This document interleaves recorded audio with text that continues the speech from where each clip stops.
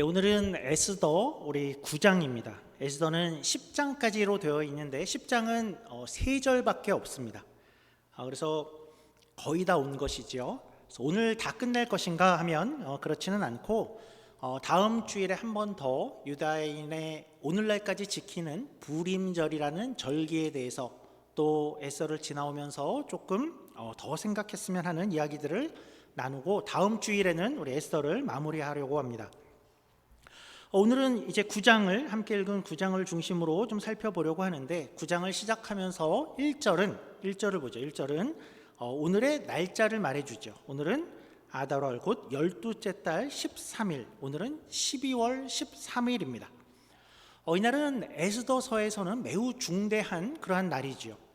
이날은 애초에 하만이 제비를 뽑아서 페르시아 전 제국에 있는 유다인들을 다 진멸하기로 그렇게 제비가 뽑혀진 바로 그날이었죠.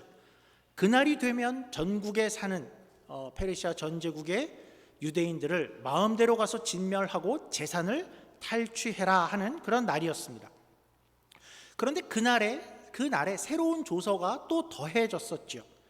그러니까 대적 하만은 이미 없습니다. 이를테면 강간미수죄 또는 왕후희롱죄 이런 죄로 벌써 나무에 달려 없게 되었는데, 그렇게 되면서 우리 기대에는 그 첫 번째 조서를 그냥 철회하면 제일 좋았을 것 같은데 페르시아에는 조서를 마음대로 철회할 수 없는 법이 있었죠. 그래서 그러면 어떻게 할 것인가 할 때 새로운 조서가 그 날에 더해지게 되었습니다. 그러니까 모두가 다 이날 12월 13일에 관한 것들이었죠. 그리고 이제 시간이 흘러서 이 날이 된 것입니다. 새로운 조서는 어떤 것이었죠? 첫 조서가 내려진 것이 1월 13일이었죠. 첫 조서는 그 첫 조서 아래서 모든 유다인들은 이제 다 죽을 운명이 되었었습니다. 스스로 그것을 벗어날 수 있는 길이 없어서 그들이 할 수 있는 것이라고는 애통하고 부르짖는 것, 사형 선고를 안고 사는 그런 사람들이었죠. 정말 지옥 같은 시간의 그 시작이었고 그렇게 70일을 지나고 있었는데 어느 날 3월 23일에 두 번째 새로운 조서가 발표가 되었었습니다.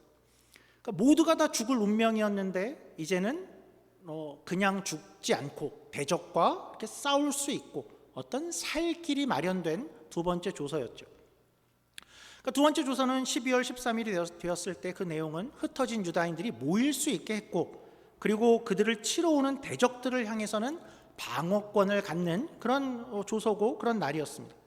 너희는 그냥 당하고만 있지 않아도 된다 였고, 너희도 뜻대로 마음대로 힘을 다해서 공격해오는 이들을 대적하고 진멸할 수 있고 그들의 재산도 탈취할 수 있도록 그렇게 허락이 되었었죠. 우리가 지난주일에 확인한 한 가지는 이런 것이었죠. 우리가 보기에는 이 두 번째 조서가 뭔가 이렇게 완벽하고 시원해 보이지 않았었는데, 그래서 우리 같으면 저 두 번째 조서가 내려진 3월부터 이제 결전의 날 12월까지 뭔가 찜찜하고 불안한 시간들, 두려운 시간들을 그날 어떻게 될 건가 하고 보낼 것만 같은데 이 유대인들이 전혀 그렇지 않았다라는 점을 우리가 확인했었죠. 그들은 9개월을 잔치와 기쁨으로 지내고 있었다였습니다. 우리는 잘 이해가 안 되는데 이유가 있었죠. 이유는 유대인들에게는 이미 승부가 다 난 것과 마찬가지였습니다. 비록 첫 조서가 아직도 유효하지만, 철회된 것은 아니지만 새로운 조서가 발표가 되었고, 무엇보다도 이 제국의 왕이 이제 유대인 편을 들고 있었고, 대적의 대장 하만은 이미 없어졌죠. 나무에 달려 없어졌고 승패는 이미 게임 오버였다 였습니다. 그래서 이들은, 하나님의 백성 유대인들은 결전의 날이 아직 많이 남았는데도 수산성이 기쁘고 즐거워하더라 였습니다. 그렇게 이제 시간이 흘러서 오늘 9장 바야흐로 결전의 날이 된 것입니다. 9장이 전하는 분위기도 그대로입니다. 이미 그 기쁨과 승리의 분위기인데요, 제가 한번 1절부터 6절까지를 다시 한번 읽어보죠. 아달월 곧 12째 달 13일은 왕의 어명을 시행하게 된 날이라. 유대인의 대적들이 그들을 제거하기를 바랐더니 유다인이 도리어 자기들을 미워하는 자들을 제거하게 된 그날에, 이해가 되죠? 그날입니다. 유다인들이 아하수르 왕의 각 지방 각 읍에 모여 자기들을 해하고자 한 자를 죽이려 하니 모든 민족이 그들을 두려워하여 능히 막을 자가 없고 각 지방 모든 지방관과 대신들과 총독들과 왕의 사물을 보는 자들이 모르드게를 두려워함으로 다 유다인을 도우니 모르드게가 왕궁에서 존귀하여 점점 창대함에 이 사람 모르드게의 명성이 각 지방에 퍼지더라. 유다인이 칼로 그 모든 대적들을 쳐서 도륙하고 진멸하고 자기를 미워하는 자에게 마음대로 행하고 유다인이 또 도성수산에서 500명을 죽이고 진멸하고 분위기가 이런 거죠. 그러니까 우리가 이 이후의 본문을 다 읽지는 않겠는데 이날의 사건 중에서 몇 가지 좀 짚고 넘어갈 것들만 좀 이야기를 해보겠습니다. 첫째는 이날은 이런 날이었습니다. 유대인들이 벌써 승리를 이렇게 누리고 있다였습니다. 많은 이들은 다 유대인들을 두려워하고 있고 유다인들을 돕고 있고 그 명성이 창대하고 명성이 퍼지더라 이런 분위기였는데 그런데 한편 또 짚고 넘어가야 될 것은 그래도 제국 안에 생각보다 대적이 많더라입니다. 그러니까 이런 분위기만 보면 아무도 이제는 그 제국에서 유다인을 건드리는 자가 없더라 이래야 맞을 것 같은데 그러지 않았다입니다. 우선 그날에 도성에서만 500명을 죽였다라고 하죠. 그 말은 무슨 말이냐 하면 그 말은 도성에서 최소한 500명이 그날 유대인을 공격해 왔다라는 뜻이죠. 그러니까 유대인들은 방어권을 가지고 있는 것이었죠. 그러니까 공격해 오는 이들을 대항했는데 최소 500명은 그날 공격해 온 것이었습니다. 그리고 그날 또 특별한 이름이 다 기록된 10명이 있었죠. 나무에 달린 10명. 어떤 10명이죠? 하만의 아들 10명이었습니다. 그러니까 이날 하만의 아들들은 뭘 한 것이냐 하면 하만의 아들들은 아마도 아버지의 원수를 갚고자 그러니까 9개월 동안 칼을 갈고 있었고 이날 합법적으로 유대인을 공격할 수 있는 날 공격에 나섰다라는 뜻이죠. 그러다 죽임을 당한 것이죠. 이렇게 마지막까지도 유대인들을 공격하려는 세력이 이렇게나 있었구나 였는데 도성에서만 500명이었고 그 다음 날은 300명이었는데 그러면 페르시아 전 제국에서는 몇 명이나 되었을까? 우리 16절입니다. 왕의 각 지방에 있는 다른 유다인들이 모여 스스로 생명을 보호하여 대적들에게서 벗어나며 자기들을 미워하는 자 7만 5천 명을 도륙하되 그들의 재산에는 손을 대지 아니하였더라. 그러니까 그들을 미워하는 자 공격해 온 자가 7만 5천이었다라는 뜻이죠. 그러니까 이런 생각이 좀 들지요. 아니 대적들이 정말 많았구나. 또 왜 이렇게 많았을까 하는 생각이 들지요. 이런 7만 5천, 500, 300 이런 이들 가운데에는 그러니까 분명히 하만의 아들들처럼 제국 내의 유대인들을 향해서 억한 감정, 미움, 어떤 증오, 어떤 이유들이 있는 이들이 분명히 많이 있었을 것입니다. 그리고 거기에 아마도 특별한 인센티브 제도가 보너스 제도가 큰 역할을 또 하지 않았을까 싶습니다. 뭐지요? 그날 유대인들을 공격하고 진멸하면 그날은 합법적으로 그들의 재산을 다 탈취할 수 있는 날이었죠. 아마도 이것을 노리고 그런 분위기에도 불구하고 유대인들을 인생 역전을 꿈꾸며 덤벼온 이들이 분명히 많았을 것 같습니다. 만약에 그 많은 대적자들이 그런 욕망으로 더 달려들었다면, 그런 이유로 더 달려들었다면 이제 유대인의 반응은, 그에 대한 반응은 그들과는 굉장히 다르다라는 것을 성경이 좀 이야기를 하는 것 같습니다. 유대인들은 물론 대적에 굉장히 단호합니다.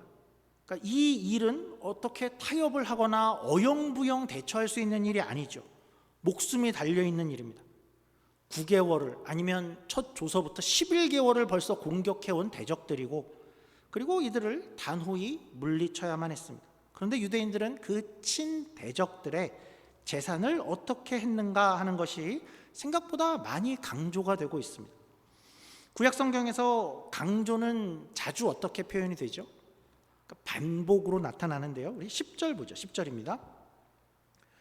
곧 함무다다의 손자요 유다인의 대적 하만의 10 아들을 죽였으나 그들의 재산에는 손을 대지 아니하였더라. 15절입니다. 아달월 14일에도 수산에 있는 유다인이 모여 또 300명을 수산에서 도륙하되 그들의 재산에는 손을 대지 아니하였고 16절입니다. 왕의 각 지방에 있는 다른 유다인들이 모여 스스로 생명을 보호하여 대적들에게서 벗어나며 자기들을 미워하는 자 7만 5천 명을 도륙하되 그들의 재산에는 손을 대지 아니하였더라. 이 정도면 뭔가 하고 싶은 말이 있고 강조하는 게 분명해 보이죠. 뭘 보여주는 걸까요? 그러니까 대적들이 재산을 노리고 그렇게 왔다면 유대인들은 그저 방어를 한 것이다 겠죠.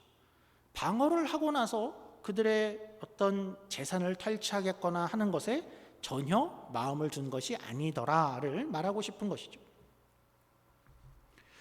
여기서 우리가 한 가지 사건을 좀 짚었으면 좋겠습니다. 한 가지 떠오르는 사건이 있는데요. 우리가 애초에 이 하만과 모르드게의 이 대립 구도, 거기에는 그러니까 단순히 개인적인 적대감이 아니었다 하는 것을 우리가 한번 살폈었죠. 그 대립에는 긴 역사적인 그런 이유가 있었다 확인했었는데 기억하시죠? 바로 하만은 아각 사람이었죠. 아말렉 사람이었습니다. 막 출애굽한 이스라엘 백성들이 광야에 나서자마자 그들을 공격해온 이들이 아말렉이었습니다. 그리고 그로 인해서 하나님은 성경에서 분명히 그들의 진멸을 예언했었습니다. 그리고 역사 가운데에서 기회가 왔었죠. 사울 왕 때였습니다. 아말렉을 가서 다 진멸하고 소나 양이나 모두 어떤 것도 탈취하지 말라라는 명령이 있었습니다. 예언이 성취될 그런 기회였죠. 그러나 사울 왕은 어떻게 했죠? 끝내 아말렉 왕을 살려두고 그리고 살찐 양과 살찐 소를 그 재산을 취했었죠. 사무엘은 거기에 큰 이야기를 했죠. 순종이 제사보다 나은 겁니다. 수양의 기름보다 하나님의 말씀을 듣는 게 중요한 겁니다 하며 사울은 거기서 폐위가 되죠. 그러니까 그때 해결되었어야 했는데 그때 해결되지 못한 그 문제가 이제 에스더서에서 하만의 그런 공격으로 등장을 한 것이었죠. 그렇다면 이제는요, 이 장면은 이제 그 긴 역사의 그 문제, 그 대립이 이제 마무리가 되는 것입니다. 특별히 어떻게죠?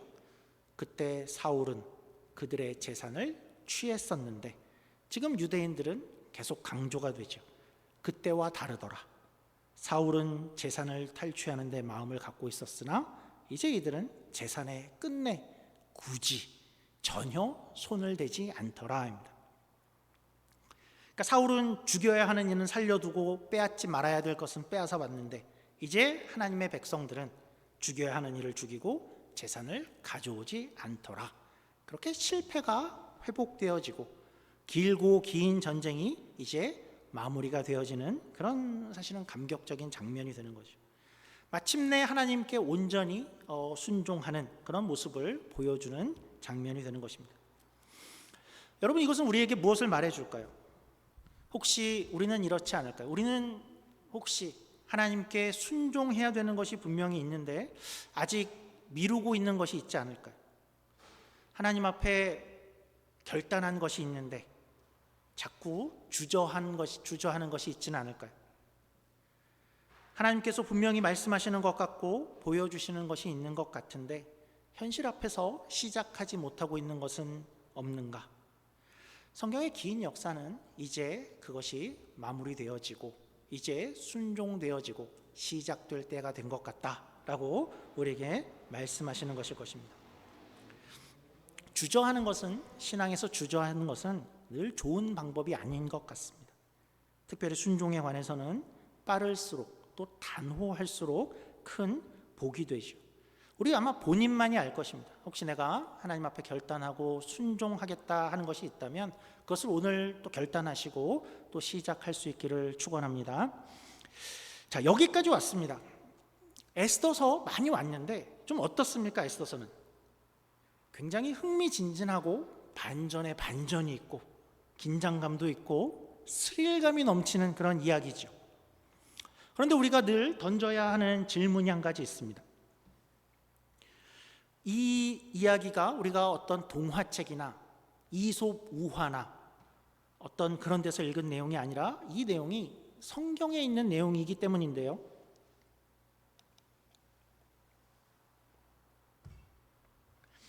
에스더서는 굉장히 특이한 면이 한 가지 있다라고 말씀을 드렸습니다.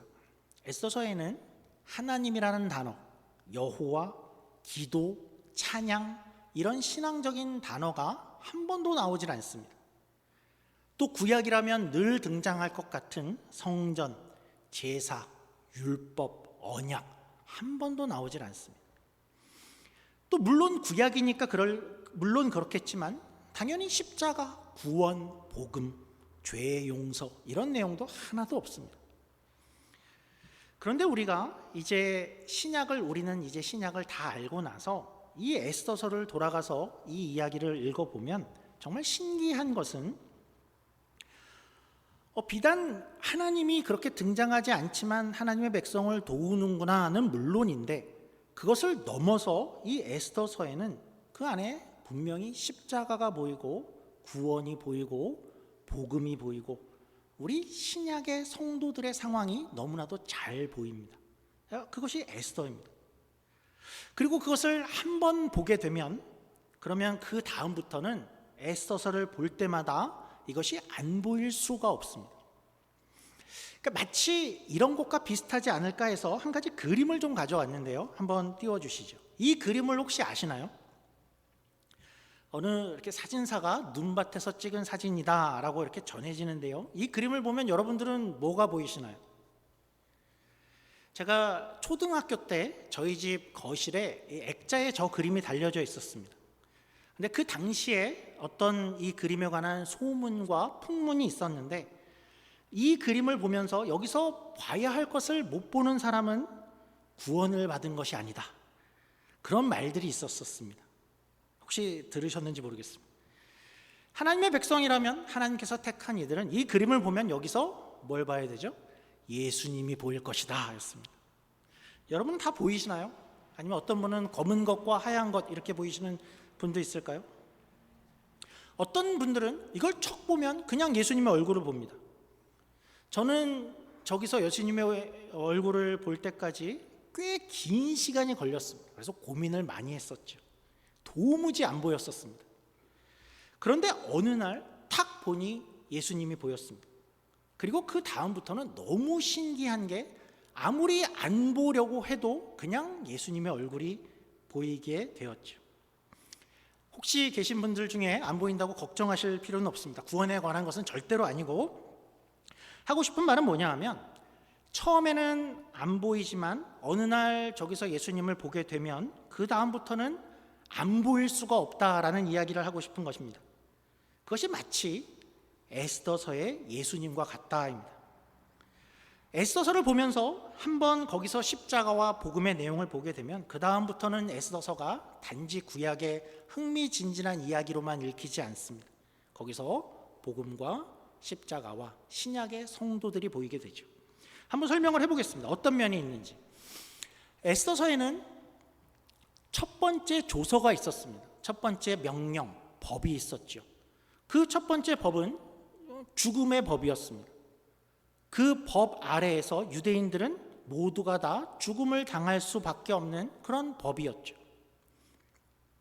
우리에게도 첫 번째 법이 있습니다. 그것은 율법입니다. 율법은 우리로 하여금 죽음 아래에 있게 하죠. 우리로 하여금 저주 아래에 있게 합니다. 아니, 율법이 그렇게 나쁜 거였단 말입니까? 이 말은 어떤 의미이죠? 율법이라는 것은 결국은 율법은 하나님이 무엇을 원하시는가, 또 하나님의 성품은 어떠한가, 그리고 그의 기준은 어떠한가를 그것을 보이는 법이죠. 그리고 인간은 그 법을 보면서 무엇을 발견하게 되죠? 어떤 인간도 그 법을 온전히 만족할 수는 없겠다. 다 지킬 수 있는 이는 세상에 아무도 없겠구나라는 것을 율법에서 발견하게 되죠. 그래서 율법은 우리로 무엇을 깨닫게 하는가 하면 우리는 모두가 다 하나님의 기준에 도달하지 못하는, 하나님 앞에서 온전하거나 선할 수 없는 존재이구나. 그렇다면 우리는 결국 하나님과 함께하지 못할 죽음과 저주 아래 있는 존재구나라는 것을 깨닫게 하는 것이, 선고하는 것이 율법이죠. 그래서 이 첫 번째 법은 세상에 의인은 없나니 하나도 없다를 선포하는 것입니다. 스스로 그 법 아래에서 구원을 찾아가고 스스로 살 방도를 찾는 사람이 아무도 없다가 율법이고, 이것은 분명히 에스더의 유대인에게 내려진 첫 조서처럼 전혀 살 길이 없는 죽음을 가져오는 첫 번째 법이었죠. 그런데 에스더서에서는 그 첫 번째 죽음의 조서 위에 두 번째 조서가 더해졌죠. 두 번째 조서는 어떻게 더해지냐 하면, 한 가지는 첫 번째 조서를 폐하면서 더해진 것이 아니었습니다. 첫 번째 조서는 여전히 유효했죠. 거기에 두 번째 조서가 덮어져 더해진 것이었습니다. 율법도 그렇습니다. 율법은, 그 첫 번째 법 율법은 영원히 사라지지 않습니다. 1.1획도 철회되지 않고 폐해지지 않습니다. 그런데 우리에게는 두 번째 법이 등장을 하죠. 에스더처럼 이 두 번째 법은 첫 번째 법 위에서 더 큰 효력을 발생하게 됩니다. 율법 외에 어떤 법이죠? 우리 로마서 8장 1절 2절입니다. 그러므로 이제 그리스도 예수 안에 있는 자에게는 결코 정죄함이 없나니, 이는 그리스도 예수 안에 있는 생명의 성령의 법이 죄와 사망의 법에서 너를 해방하였습니다. 그러니까 율법은 폐해지지 않습니다. 여전히 우리에게 죽음을 선고합니다. 그러나 예수 안에 생명의 성령의 법이, 십자가의 복음의 법이 그 위에 더해진 것입니다. 그리고 우리는 이제 그 두 번째, 그 법으로 인해서 우리에게는 살 길이 열린 것이죠. 그러니까 에스더서가 조금 다시 보이지 않습니까? 첫 번째 조서, 죽음의 조서, 폐해지지 않는 조서, 그러나 두 번째 생명의 조서죠. 이것뿐은 아니죠. 에스더서의 두 번째 조서, 살리는 조서는 어떻게 주어지죠? 이것은 은혜로 주어집니다. 온 도성에 살고 있던, 구약에 살고 있던 그 성도들 중에 유대인들이 뭔가를 잘해서 그 법을 벗어난 이는 아무도 없죠. 어느 날 은혜로 하나님의 택하신 이들이 이 법의 혜택을 받게 되었습니다. 우리도 동일하죠. 십자가의 복음과 그 소식은 그렇게 다가오죠. 우리가 첫 조서 율법을 스스로 극복해내고 이겨낼 수 있는 이는 아무도 없었죠.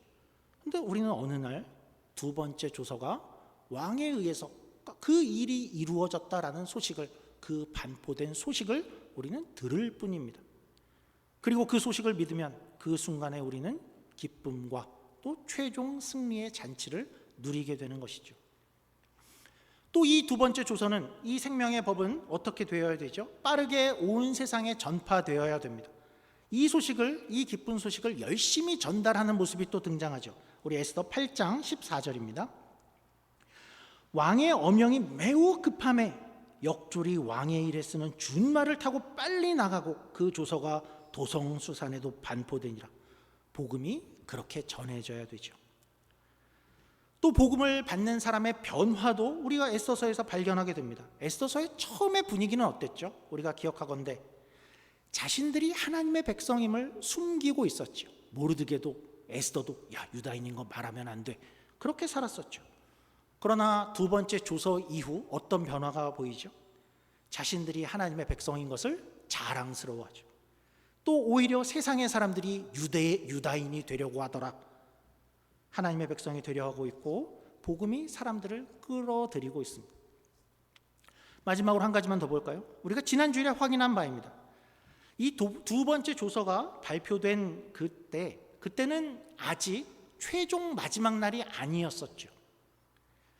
그런데 사람들은 이미 기뻐하고 있었죠. 왕은 이미 우리 편이야. 죄는 나무에 달렸어. 승리는 확정적이야. 그러나 아직 최종 마지막 날이 아니었습니다.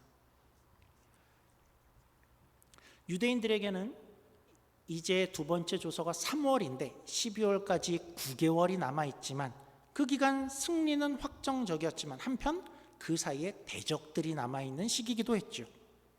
아직은 대적들이 주변에 있는 그 시기를 지내야만 했었던 것입니다.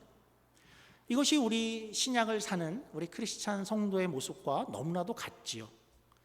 우리는 예수님이 그때에 십자가를 지시고 부활하셨을 때에 모든 승리는 확정적입니다.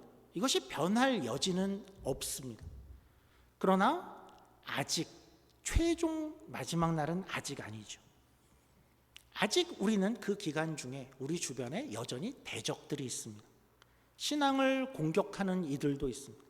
신앙을 공격하는 욕망도 있고 물질도 있고 명예욕도 있고 우리를 공격하는 그런 시기를 우리는 지금 살고 있습니다. 마지막 날까지도 거기는 500명이 있을 것이고 300명이 있을 것이고 7만 5천 명이 여전히 우리 주변에 있을 것입니다. 우는 사자처럼 우리를 삼키려는 세력이 아직 있는 시기인 것이죠. 이렇게 보면 에스더서와 복음, 신약의 성도 이런 것이 좀 보이십니까? 한 번 보고 나면 이제 안 보이지 않는데 여러분들 어떠실지 모르겠습니다. 첫 공격이 그렇게 다가왔었죠. 사단의 공격입니다. 사단은 우리를 죄인으로 고소하지요. 하만이 유대인들을 모두 다 죽음으로 몰았듯이 그 첫 번째 조서로 죽음의 선고를 내렸듯이 율법 아래로 사단은 율법 아래로 우리를 데려갑니다. 모두가 다 죽음 아래에 있다라는 것을 확인하게 만들죠. 우리는 거기서 탈출구가 없는 운명 가운데 있었습니다. 또 어느 날 죄가 나무에 달려지게 됩니다. 그리고 모든 것이 해결되어지죠. 그것이 반포가 되어지고 소식이 전해지게 됩니다. 두 번째 조서죠. 첫 번째 조서가 여전히 남아있지만 두 번째 조서가 너무나 커서 우리는 살아나게 된 것입니다. 물론 우리는 아직 마지막 날은 아직 아닙니다. 여전히 적들이 있는 세상을 아직은 살아가게 되어 있죠. 영적 전투를 계속해서 해나가며 살아가는 시기에 아직 우리는 있습니다. 그러나 우리는 분명히 또 동시에 이미 승리의 기쁨과 잔치를 누리는 삶을 살아가게 되어 있습니다. 왜냐하면 하나님이 우리 편이기 때문이죠. 그 어떠한 것도 하나님이 우리를 편드시는데 우리를 대적할 것이 없다입니다. 에스더서에서 이렇게 미리 주어진 그 신약의 복음을 이렇게 발견하게 되죠. 성경은 참 신묘막측하지요. 말씀을 마무리하면서 바라기는 이 구약의 성도들처럼 우리가 살 수 있으면 좋겠다 하는 마음이 있습니다. 구약의 성도들처럼 그 전해진 복음의 소식, 새로운 소식이 우리로 하여금 완전한 승리를 약속했다 하는 것을 우리도 확신과 기쁨으로 누리고 살되, 그러나 여전히 이 땅 가운데서 우리는 마음을 놓는 것이 아니라 영적인 전투를 우리의 대적 가운데에 하나님 편을 들며 그 전투의 삶을 하루하루 살아갈 수 있는 마지막 날 그날이 올 때까지 우리를 하나님 편을 드는 그 삶을, 그 전투를 살아내는 저와 여러분이 되시기를 주님의 이름으로 축원합니다. 기도하겠습니다. 하나님 아버지 감사합니다. 이 유대인들의 마지막 전투의 모습을 조금 생각해 봅니다. 그들에게 다가오는 공격과 영적인 모든 전투를 최선을 다해서 임하고 진멸하고 도륙하되 그 재산을 탈취하지 않더라 하는 그 말씀으로 긴 영적 전투를 마무리해내는 그들의 모습을 다시 한번 바라봅니다. 하나님, 우리는 이미 완전한 승리를 가지고 있지만 아직은 그 승리의 마지막 날을 아직은 앞두고 있습니다. 이 시기를 살아가되 우리에게 주어진 영적인 전투와 또 하나님 편을 들어야 하는 그 삶의 입장들을, 우리의 위치를 잘 지켜낼 수 있게 하시고 견고하고 흔들리지 않는 우리의 삶이 되어질 수 있도록 하나님 은혜를 더해 주시옵소서. 감사하며 예수님 이름으로 기도드립니다. 아멘.